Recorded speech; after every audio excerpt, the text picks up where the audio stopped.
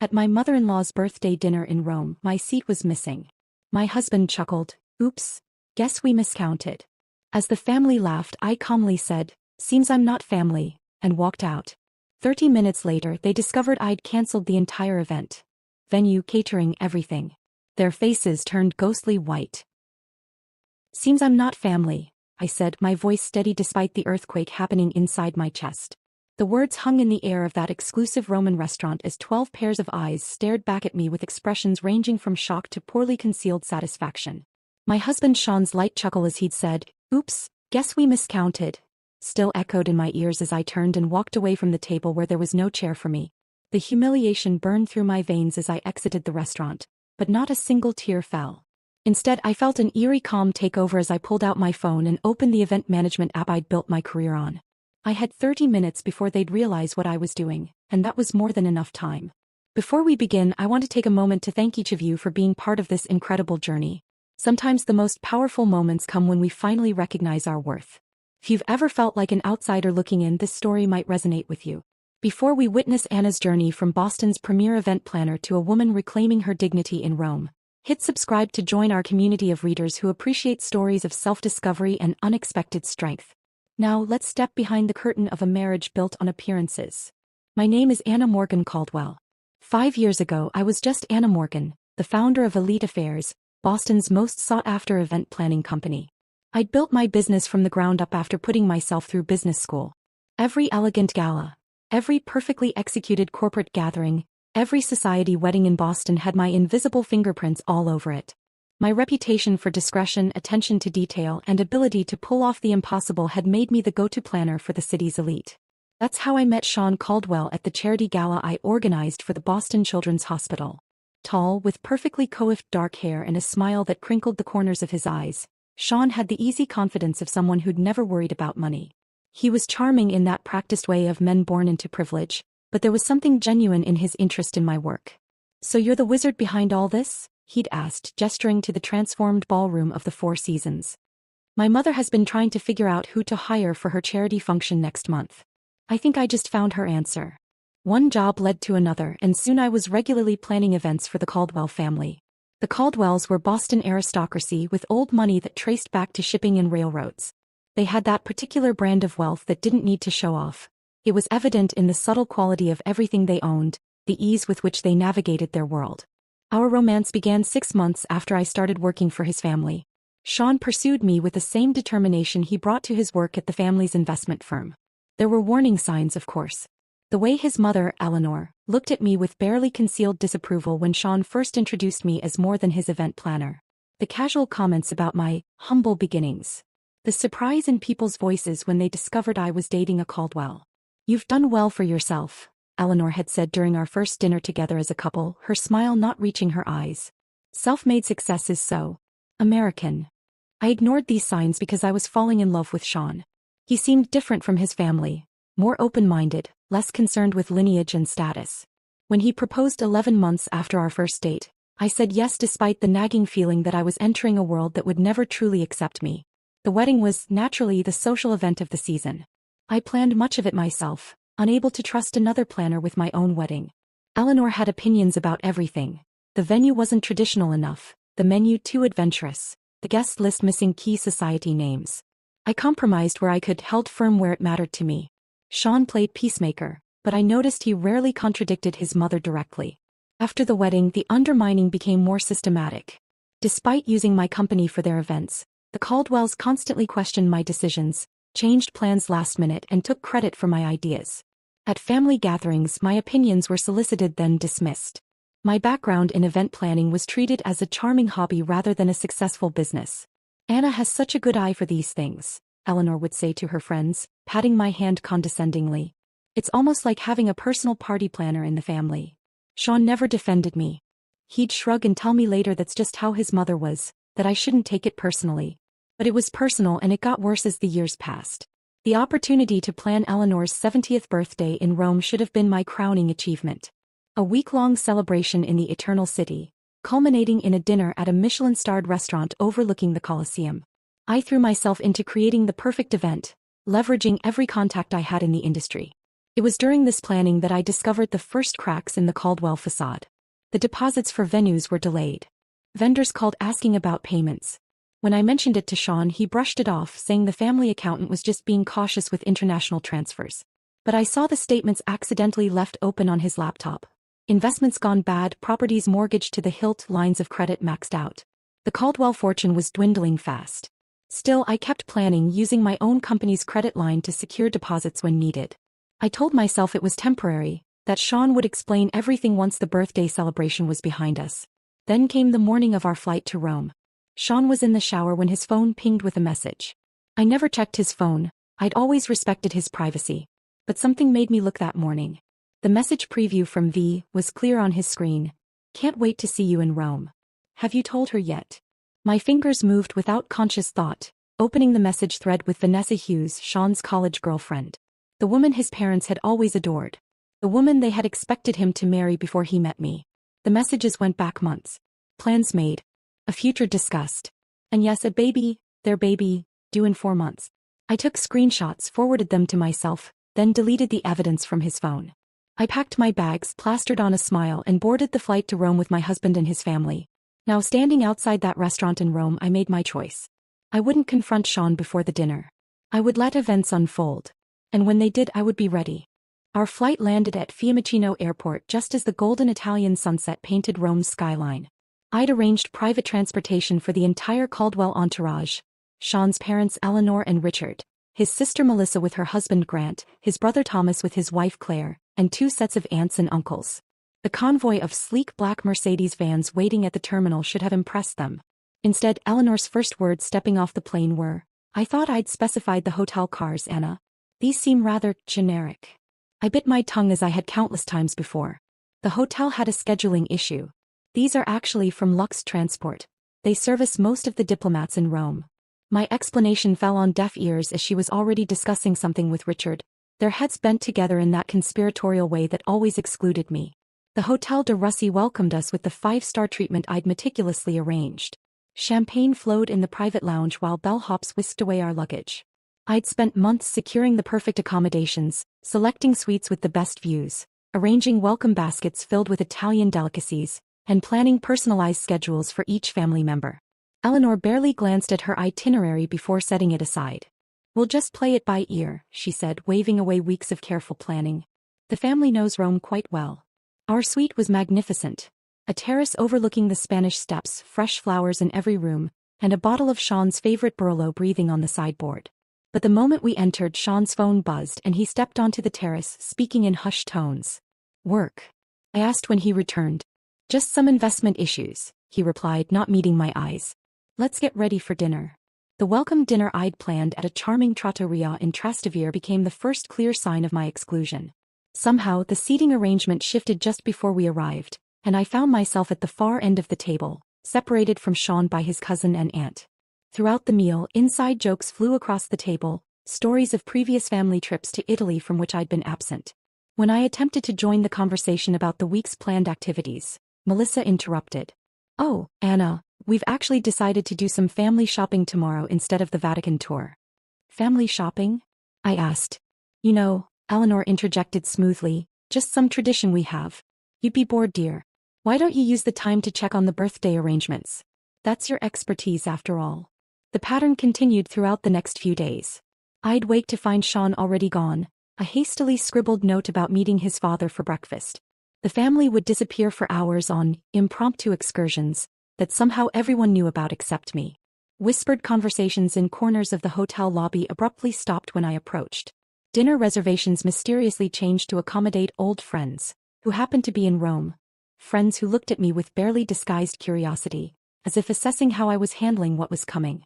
On the third morning, opportunity presented itself when Sean rushed to meet his brother, leaving his briefcase unlocked. The documents inside confirmed my worst fears. Draft separation papers prepared by the Caldwell family attorney, dated 2 months earlier.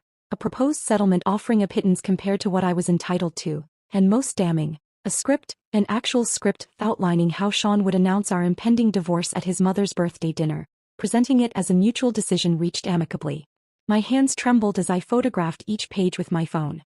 There it was in black and white. The perfect stage-managed exit of the unsuitable wife, timed for maximum public impact yet minimum social embarrassment for the Caldwells. Eleanor's birthday wasn't just a celebration. It was to be my funeral as a Caldwell. Instead of confronting Sean, I channeled my anger into methodical documentation. Each day I made excuses to return to our suite alone, searching for more evidence. I found bank statements showing massive withdrawals to offshore accounts. Email printouts discussing the liquidation of assets before the situation becomes public. A handwritten note from Eleanor to Sean. Once this unpleasantness with Anna is behind us, Vanessa will be welcomed back properly. My professional mask remained firmly in place as I continued overseeing the birthday preparations. I confirmed floral arrangements, met with the restaurant manager, approved the custom menu cards, all while collecting digital breadcrumbs of the Caldwells' financial house of cards. When anyone asked why I seemed distracted, I blamed last-minute event details. In reality, I was building my arsenal. The morning of Eleanor's birthday dawned bright and clear. I woke early, slipping out of bed without disturbing Sean. The day's schedule was packed: a private morning tour of the Borghese Gallery, lunch at a vineyard outside the city, then returning to the hotel to prepare for the evening's grand dinner. As the event planner, I needed to arrive at the restaurant early to ensure everything was perfect. I was in the hotel's business center, printing final confirmations, when I overheard Eleanor's voice from the adjacent concierge desk. The dividing wall was thin and her imperious tone carried clearly. "There will be 12 seats, not 13, she instructed someone over the phone. "I don't care what the original reservation says. The seating chart I sent is final." Pause. "Then, no, that won't be a problem. The arrangement has been discussed with my son. His wife will not be staying for the dinner. A family matter, you understand. No need for questions when she leaves." My blood turned to ice as the pieces clicked into place. The missing seat wasn't an oversight or last-minute adjustment. It was the centerpiece of their plan. A public humiliation designed to make my exit look like my choice rather than their orchestration. I closed my laptop, gathered my papers, and walked to the elevator with measured steps. Inside, I pulled out my phone and began making a new set of arrangements. If the Caldwells wanted a memorable birthday dinner, I would ensure it was unforgettable. Just not in the way they had planned. I arrived at Aroma Restaurant an hour before the other guests, as any good event planner would. The rooftop venue offered a breathtaking panoramic view of the Colosseum, bathed in the amber glow of sunset. I personally inspected every detail, from the hand-calligraphed place cards to the arrangement of Eleanor's favorite white peonies and roses. The champagne was chilling, the 7-course tasting menu confirmed, and the 3-tiered birthday cake was a masterpiece of Italian craftsmanship. "Is everything to your satisfaction, Signora Caldwell?" asked Marco, the maitre d'. "Perfect," I replied, knowing it would be the last event I would plan for the Caldwells. Despite everything, my professional pride demanded nothing less than excellence. I returned to the hotel to change into the midnight blue Valentino gown I'd purchased specifically for tonight. As I applied my makeup with steady hands, I studied my reflection. 5 years of trying to fit into a world that was determined to reject me had taken its toll, but not in the way the Caldwells might have hoped. Instead of breaking me, they had hardened my resolve. The Caldwell family had arranged to meet in the hotel lobby before departing together for the restaurant. I arrived precisely on time to find them all waiting, Eleanor resplendent in vintage Chanel, her diamond necklace catching the light. Sean's eyes widened slightly when he saw me, perhaps remembering what had attracted him to me in the first place, or perhaps calculating how soon he could be free of me. "Anna, darling, you look lovely," Eleanor said, air-kissing near my cheeks. "We're just waiting for the cars." The drive to the restaurant was short, filled with artificial chatter about the day's activities from which I'd been excluded. As we ascended in the elevator to the rooftop, Sean placed his hand at the small of my back, a gesture that once felt intimate but now seemed performative for the benefit of the elevator attendant. The doors opened to reveal the stunning terrace I had designed, transformed into an elegant dining space under the stars. The Colosseum stood illuminated against the night sky, a testament to both grandeur and the inevitable fall of empires. How fitting. Eleanor entered first, greeted with enthusiastic applause from waiting family members. One by one, everyone moved toward the large round table I had specified, a table that should have seated 13. I followed behind Sean, who moved purposefully toward his assigned seat next to his mother. I approached the spot where my place card should have been, only to find nothing. No chair, no place setting, no acknowledgement that I existed. For a moment I stood frozen, the perfect tableau of confusion. Around me, conversations continued as everyone settled into their seats, studiously avoiding my gaze. The wait staff, who had confirmed the seating with me just hours earlier, looked uncomfortable but remained silent. Is something wrong? Eleanor asked innocently, her voice carrying just enough to draw everyone's attention. There seems to be a mistake, I said, my voice calmer than I felt. My place setting is missing. The meticulously choreographed scene unfolded exactly as they had planned. Furrowed brows. Exchanged glances. Sean half rising from his chair, a performance of concern that never reached his eyes. That's odd, Melissa said, examining the table. Did someone count wrong? Richard cleared his throat. Perhaps there was a miscommunication with the restaurant staff. Then came Sean's line, delivered with a practiced casualness that made my skin crawl. He chuckled, and said, "Oops, guess we miscounted." The family laughed, not uproariously, that would be too obvious, but with the gentle amusement of people sharing an inside joke. In that moment I saw it all with perfect clarity. The calculated humiliation, the public setting chosen to prevent a scene, the groundwork for stories they would tell later about poor Anna, who couldn't handle the pressure of Caldwell family life. My gaze moved slowly around the table, taking in each face. Eleanor, triumphant behind her birthday smile. Richard, uncomfortable but complicit. Melissa and Thomas enjoying the spectacle. Their spouses, aware enough of the cruelty to look slightly ashamed but not enough to object. And Sean, my husband, the man who had once promised to stand by me against the world, watching me with detached curiosity, like a scientist observing an experiment. I could have created a scene. I could have demanded a chair, exposed their plan in front of the waitstaff, made the kind of public display that would live in family lore for generations. That's what they expected, what they had prepared for. Eleanor would comfort Sean over his unstable wife, and the divorce narrative would write itself. Instead, I straightened my shoulders, lifted my chin, and delivered the line that would begin my reclamation of power. Seems I'm not family. 4 words. Simple. Devastating in their truth. The smiles faltered. Sean's expression shifted from smugness to uncertainty. I had departed from their script. I'll see myself out, I added, turning away with the dignity that had been my armor throughout my marriage.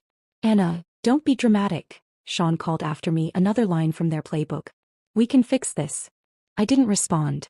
I walked through the restaurant, nodding politely to the staff who had witnessed my humiliation. In the elevator I finally allowed myself a deep breath, then another. By the time I reached the street my hands had stopped shaking. A small cafe across from the restaurant offered the perfect vantage point. I ordered an espresso and pulled out my phone. This was the moment I'd prepared for. The 30 minutes of freedom while the Caldwells congratulated themselves on their successful ejection of the unsuitable wife. First I sent a prepared email to Marco, the restaurant manager, with instructions that had been agreed upon as a surprise contingency, a common practice in high-level event planning. Attached was proof of my authority as the account holder and event coordinator, along with confirmation of immediate payment reversal. Next came the calls, to the vineyard scheduled for tomorrow's lunch, the private Vatican guide for the following day, the yacht captain for the Amalfi Coast excursion, the villa in Tuscany for the final weekend. One by one I cancelled everything, transferring the deposits I'd made with my own company's credit line back to my business account. With each cancellation I felt lighter. The emails from Sean began arriving.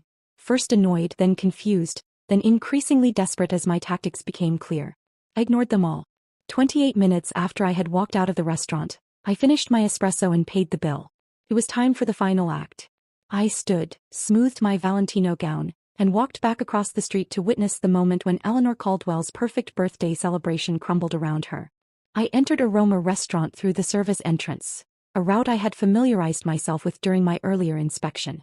Marco, the restaurant manager, met me with a concerned expression. "Signora Caldwell, are you certain about this? It is most unusual." "I'm absolutely certain, Marco, and I appreciate your discretion." I handed him a sealed envelope. "This contains proof of the payment reversals and the cancellation of my company's guarantee for tonight's expenses. As we discussed, the Caldwells will need to provide a new method of payment to continue their dinner." Marco nodded solemnly. In the events world, relationships were everything. I had worked with Marco on 3 previous occasions for other Boston clients visiting Rome. He owed me favors, and while he might find my request peculiar, professional courtesy dictated he comply. "When should I inform them?" he asked. "I'll text you in exactly 5 minutes. I'd like to observe from somewhere discreet." He guided me to a small alcove near the kitchen entrance with a perfect view of the Caldwell table. They were in the middle of toasting Eleanor, champagne flutes raised high, faces glowing with self-satisfaction. The first course had just been served. the imported Ostra caviar that Eleanor had specifically requested. It had been almost too easy to dismantle Eleanor's birthday week. Most high-end vendors in the hospitality industry operate in a network of mutual trust and references. As the event planner who had made all the arrangements and whose company credit line secured the deposits, I had the authority to make changes.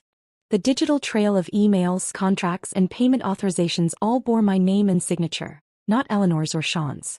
My phone vibrated. A new message from Sean. "Anna, where are you? Stop being childish and come back." Then another, "Mother is upset. You're embarrassing yourself." I didn't respond. Instead, I texted Carmen at the Villa Borghese where the family was scheduled to stay for the Tuscany leg of the trip. Carmen confirmed the cancellation and wished me well, adding that my substantial tip to her staff would be refunded separately to my business account. My phone vibrated again with messages from Sean, now arriving in rapid succession. "The hotel just called. They said our reservation for tomorrow night is cancelled. What are you doing?" "Anna, this is ridiculous. Call me immediately. This is not funny. Fix this now." I texted Marco, "You may proceed." From my hidden vantage point, I watched as Marco approached the table with 2 other staff members. He leaned down to speak quietly to Richard, who was seated at the head of the table opposite Eleanor. The family continued eating, initially paying little attention to the interruption. Richard's expression changed first, from polite interest to confusion, then alarm. He pulled out his wallet, speaking more animatedly to Marco. The manager shook his head apologetically, showing Richard something on a tablet. By now, the entire table had noticed the disruption. Eleanor set down her fork, her regal posture betraying the first hints of tension. Sean was staring at his phone, presumably reading my latest text explaining exactly what I had done. "All deposits have been returned to my company account. All arrangements for the week cancelled. Your family's financial issues are about to become very public. Enjoy your caviar." The scene unfolded like a perfectly choreographed ballet of chaos. Richard stood, his face flushed with anger or embarrassment, perhaps both. Eleanor's hand flew to her diamond necklace, clutching it as if for support. Melissa was frantically whispering to her husband. Thomas pulled out his phone, presumably trying to verify what was happening. And Sean sat frozen, his face drained of color. Unlike the others, he understood the full implications. He knew what I had discovered about their finances. He knew what would happen if his mother's society friends learned that the Caldwells could no longer cover a dinner bill, let alone maintain their lavish lifestyle. My phone rang, Sean calling now, not texting. I declined the call and watched as he stood abruptly from the table, nearly knocking over his chair as he stepped away to try again. This time I answered. "Anna," he hissed, his voice a mixture of fury and panic. "What the hell do you think you're doing?" "Seems I'm not family," I repeated calmly. "So I'm not responsible for family celebrations. You need to fix this right now. Do you have any idea how humiliating this is for my mother? For all of us?" "I have exactly the idea, Sean. That was the point. Where are you?"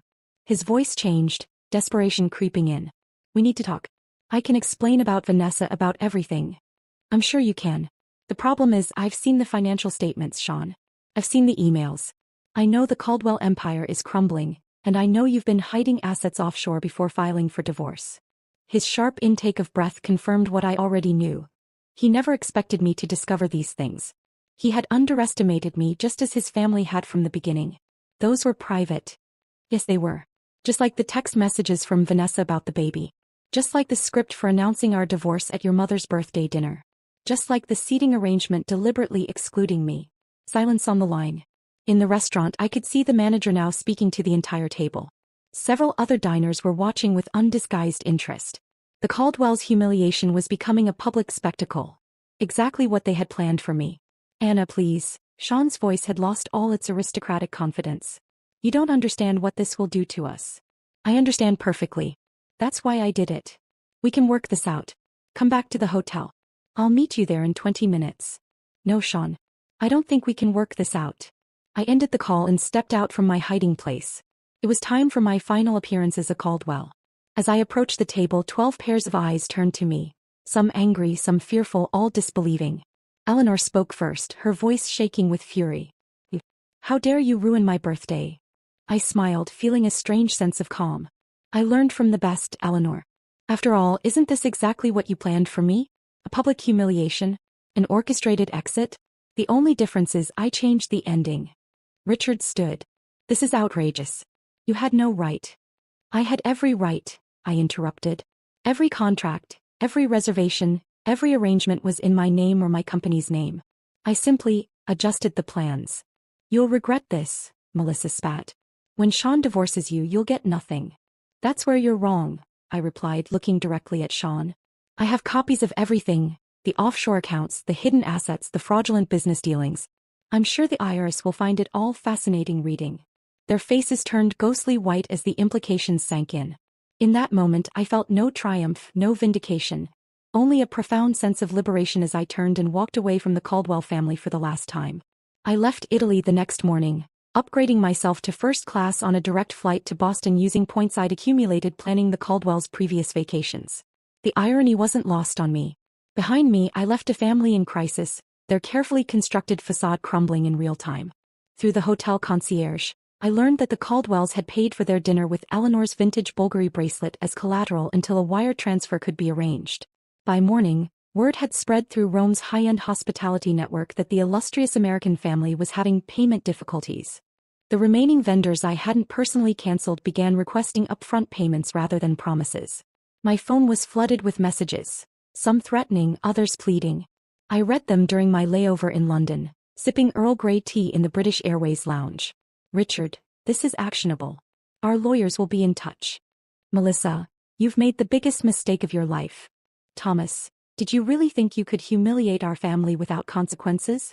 Eleanor's message was the most revealing. I always knew you were common. This vindictive display only proves what I've said from the beginning. But it was the succession of messages from Sean that told the real story of a family in freefall. First, you have no idea what you've done. My father had a minor heart episode. Is that what you wanted? Then, the Prescotts and Whitmores saw everything. Do you know what this means for our standing? Later, the hotel is demanding payment for the entire week up front. They say all guarantees have been cancelled. And finally, please Anna, I need to talk to you. It's about more than us now. I didn't respond to any of them. Instead, I forwarded the financial documents I'd gathered to my lawyer with instructions to hold them securely until needed. If the Caldwells pursued litigation, I would be prepared. When I arrived home to our Beacon Hill brownstone, I hired a moving company to pack my personal belongings. I took only what was unquestionably mine: clothes, jewelry I'd purchased myself, my collection of first edition books, and the artwork I'd acquired before our marriage. Everything else, including the wedding gifts and items purchased jointly, I left behind. I wanted nothing that could tie me to the Caldwells' web of deceit. 2 days later, the Boston Globe published a small item in their society section. Caldwell Investment Group faces inquiry. The article mentioned financial irregularities and questions from investors. While it didn't make front-page news, it was enough to send ripples through Boston's social circles. Sean appeared at my new apartment unannounced 1 week after I returned from Rome. He looked haggard, the polished veneer of privilege replaced by genuine desperation. "You need to come home," he said when I opened the door. "This has gone far enough. This isn't a negotiating tactic, Sean. This is divorce." He stepped inside without invitation, running his hands through his disheveled hair. "The SEC is looking into father's accounts. 2 board members have resigned. Mother had to cancel her charity gala because 3 major donors pulled out." "That sounds like a Caldwell family problem," I replied. "Not mine." "It's your problem if I go down with the ship," he countered. "We're still married. My debts are your debts." I allowed myself a small smile. "Not when I have proof that you deliberately excluded me from financial decisions and hid assets with the intent to defraud me in divorce proceedings. My lawyer assures me that's enough to protect me." His facade cracked completely then. Sean sank onto my couch, head in his hands. "I never wanted it to be like this." "What did you want, Sean? To marry me for my event planning skills? To use me to manage your social calendar while you reconnected with Vanessa? To discard me when I was no longer useful?" "It wasn't like that in the beginning," he said quietly. "I did love you. But not enough to stand up to your family. Not enough to be honest about your affair." I sat across from him, feeling strangely calm. "When is the baby due?" His head snapped up. "How did you?" 4 months according to the texts I saw. "Congratulations." A heavy silence fell between us.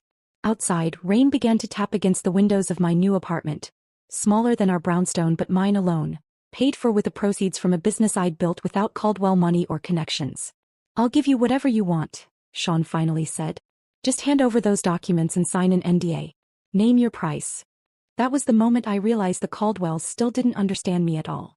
After 5 years, they still saw me as someone who could be bought, someone motivated by the same material concerns that drove their existence. I don't want your money, Sean. I want my freedom. I want the truth acknowledged. I stood up, indicating our conversation was ending. The documents stay with my lawyer unless you try to drag me down with you. The divorce terms are simple. I walk away with what's mine, you with what's yours. And Vanessa? The baby. His voice was barely audible. That's between you and your conscience. I hope you'll be a better husband to her than you were to me. After he left, I stood by the window watching the rain intensify. The scandal unfolded gradually over the following weeks. The Boston Globe ran a more extensive piece on the Caldwell Investment Group's financial irregularities. Longtime clients quietly withdrew their portfolios. Eleanor's position on 3 prestigious charity boards became emeritus rather than active. Vanessa's pregnancy became public knowledge when she was spotted at her obstetrician's office wearing an engagement ring. The timeline made it clear that their relationship had resumed long before our marriage ended. In Boston's high society, infidelity might be tolerated if discreet, but such blatant misconduct violated the unspoken code. My business thrived despite, or perhaps because of, the scandal. Clients who had once looked down on me now appreciated my discretion and integrity. The story that circulated wasn't about a woman scorned but about a professional who refused to be used and discarded. 6 months later, I received an invitation that made me laugh out loud when I opened it. A request to bid on planning Eleanor Caldwell's next charity event. Apparently, desperation had overcome pride. I declined politely, citing a full schedule. The divorce was finalized without drama. The Caldwells, focused on salvaging their reputation and finances, agreed to my terms without argument. Sean and Vanessa married quietly, their daughter born 2 weeks later. I sent no gift. On the 1-year anniversary of that night in Rome, I found myself planning another event in Italy. A celebrity wedding on the Amalfi Coast. As I stood on a terrace overlooking the Mediterranean, phone in hand and vendors at my command, I realized something unexpected. I was happy. Not despite the collapse of my marriage but because of it. The Caldwells had tried to make me feel small, to reduce me to an accessory in their grand narrative. Instead, they had inadvertently freed me to reclaim my story. In losing what I thought I wanted, I had found what I actually needed. Not acceptance from a family determined to reject me, but the courage to reject a life built on appearances. I raised my glass to the setting sun, toasting the missing chair that had shown me exactly where I belonged.